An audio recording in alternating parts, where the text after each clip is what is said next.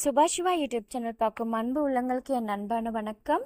அபிநய Saraswati B Saroja Devi அவர்கள் இன்று காலமானார். சரோஜா தேவி அவர்கள் 1938 ஜனவரி 7ஆம் தேதி பெங்களூரில் பிறந்திருக்காங்க. 17 வயசுல கன்னட படமான மகாகவி காளிதாசா மூலம் அறிமுகமாக இருக்காங்க.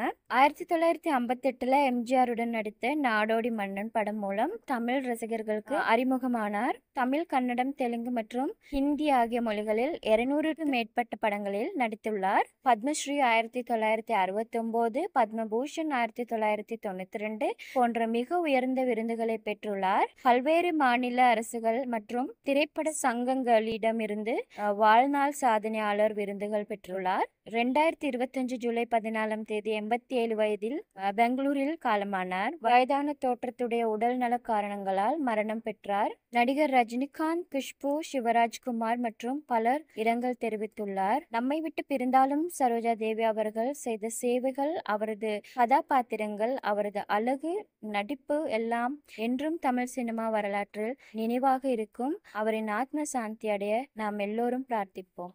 நன்றி.